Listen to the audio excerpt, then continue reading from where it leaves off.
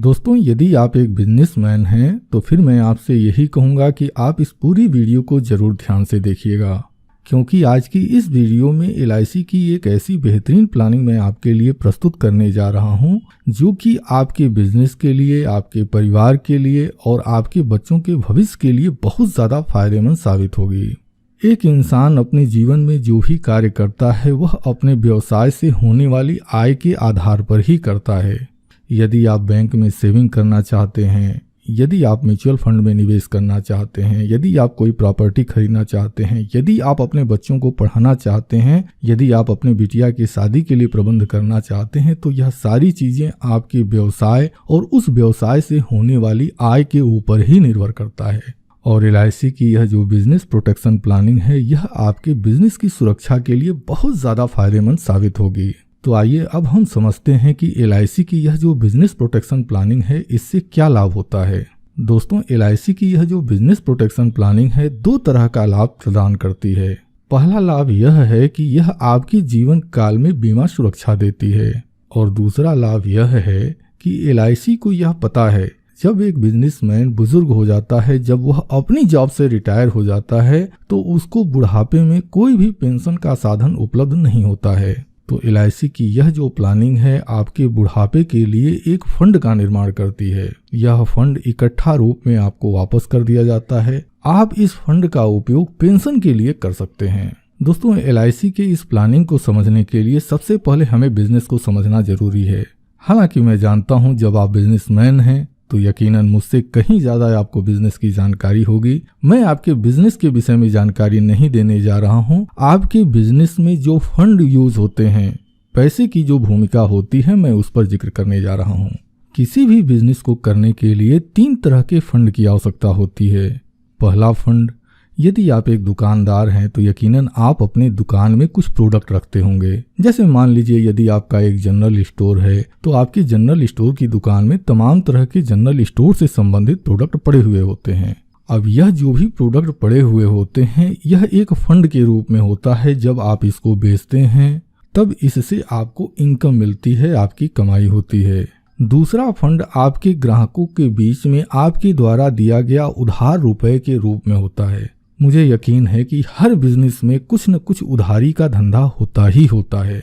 तो यकीनन आपके पास भी कुछ ऐसे ग्राहक जरूर होंगे जो आपसे सामान खरीद कर लेकर जाते होंगे, लेकिन पैसे का भुगतान कुछ दिनों के बाद या 1 महीने के बाद जब उनको पेमेंट मिलता है तब वो करते हैं। इसके बाद आपका बिजनेस प्रभावित न हो, इसके लिए आपके गल्ले में या फिर आपके सेफ में कुछ न कुछ पैसे जरूर पड़े हुए होते हैं।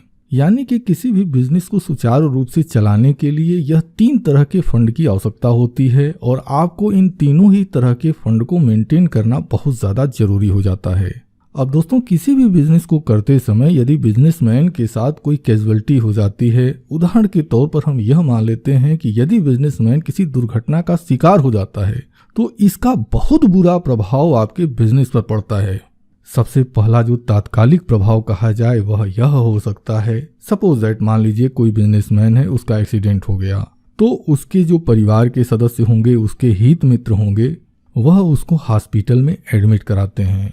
अब एडमिट कराने के दौरान ही तत्काल देखिए, हर व्यक्ति अपने भविष्य को सुरक्षित करने के लिए कुछ पैसे बैंक में, पोस्ट ऑफिस में और दूसरी जगह पर सेव करता रहता है। लेकिन कुछ पैसे तो ऐसे होते हैं जिसको कि तत्काल कैश किया जा सकता है, कुछ पैसे ऐसे होते हैं कि जिसको तत्काल कैश नहीं किया जा सकता। जैसे में सेविंग अकाउंट, आज की डेट में तो तमाम माध्यम हैं, आप ATM के थ्रू, इंटरनेट बैंकिंग के थ्रू आप पैसे को तत्काल कैश कर सकते हैं।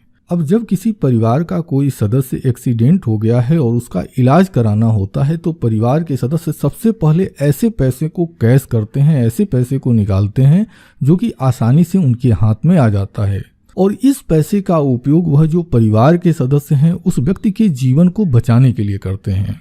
यह सबसे पहला और सबसे विकट असर जो है बिजनेस के लिए पड़ता है। दूसरा जो होता है वह होता है लॉन्ग टर्म इफेक्ट। हर व्यक्ति अपनी किसी न किसी जरूरत को पूरा करने के लिए सेविंग करता है। जैसे मान लीजिए कि आपने म्यूचुअल फंड में निवेश किया है या फिर प्रॉपर्टी में आपने निवेश किया है। आप सोचते हैं कि जब हमारी बिटिया बड़ी हो जाएगी तो यह म्यूचुअल फंड या जो प्रॉपर्टी है हम इसको सेल कर देंगे और इससे जो हमको बेनिफिट होगा उसके जरिए हम अपनी बिटिया की शादी कर देंगे या फिर हम अपने बच्चे के लिए एक नया बिजनेस शुरू कर देंगे। लेकिन यदि परिवार का मुखिया उस परिवार के साथ नहीं होता और उस परिवार के सामने कोई विकट परिवेश आ जाते हैं, ऐसी कंडीशन में इस तरह के जो म्यूचुअल फंड होते हैं, प्रॉपर्टी होती है, गहने होते हैं, फिक्स डिपॉजिट होते हैं, बहुत अधिक संभावना होती है कि परिवार के जो दूसरे सदस्य हों वह इस अपनी जरूरत को पूरा करने के लिए आपकी इस सेविंग को तोड़कर उपयोग कर लेते हैं। अब यदि परिवार के सदस्य इस तरह का कार्य करते हैं तो वह अपनी तात्कालिक जरूरत को तो पूरा कर लेते हैं, लेकिन भविष्य में जो बड़ी जरूरतें हैं जिसके लिए कि आपने सेविंग किया हुआ था, सेविंग की शुरुआत की थी, उस समय उनको काफी समस्याओं का सामना करना पड़ता है। अब दोस्तों, तीसरा और सबसे महत्वपूर्ण जो असर होता है वह आपके बिजनेस पर होता है। अब देखिए, जब आप अपने बिजनेस को कर रहे होते हैं तो आपके दुकान से तमाम लोग उधार पर सामान लेकर जाते हैं, लेकिन जब उनको यह पता चलता है कि दुकानदार की डेथ हो गई है तो ऐसी कंडीशन में वह लोग विभिन्न तरह के बहाने बनाकर, जैसे में कि हमने उनसे उधार लिया ही नहीं था या हमने लिया तो था उनको पैसा दे दिया था, ऐसा कुछ बहाना बनाकर अधिकतम लोग वह जो देनदारी है उससे अपने आप को बचाने की कोशिश करते हैं। अच्छा, दूसरा बहुत बुरा असर पड़ता है और वह यह होता है कि देखिए, जब आप किसी बिजनेस को कर रहे होते हैं तो आप भी बड़े महाजन के यहाँ से जाकर आप कुछ न कुछ अपनी दुकान का सामान लेकर आते हैं और वह इस शर्त पर लेकर आते हैं कि हफ्ता दिन, महीना दिन के अंदर आप उस सामान की बिक्री कर देंगे और बिक्री करने के बाद जो पैसे आपको मिलेंगे इससे आप महाजन के कर्जे को चुका देंगे।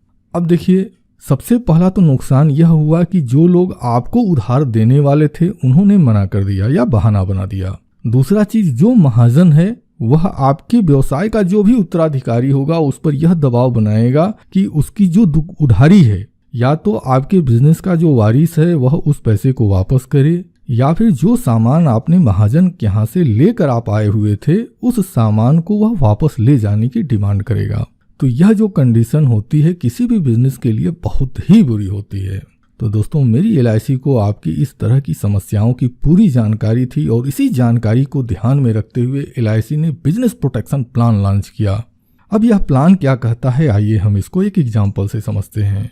तो एग्जाम्पल के लिए हम मान लेते हैं कि आपका जो बिजनेस है, आपके बिजनेस की वैल्यू 50 लाख रुपए है और आपकी एज 30 साल है और सपोज दैट कि आज की डेट में आप यह मानकर चल रहे हैं कि हम 60 साल की एज में रिटायर हो जाएंगे। तो ऐसी कंडीशन में आप यह जो पॉलिसी है वह 30 साल के टर्म के लिए आप इस पॉलिसी को लेंगे। और कमाल की बात मैं आपको बताऊं, यदि आपके बिजनेस की वैल्यू 50 लाख रुपए है और आप इस प्लानिंग को करते हैं तो इस प्लान को करने के लिए केवल और केवल 455 रुपए रोज की बचत आपको करनी है।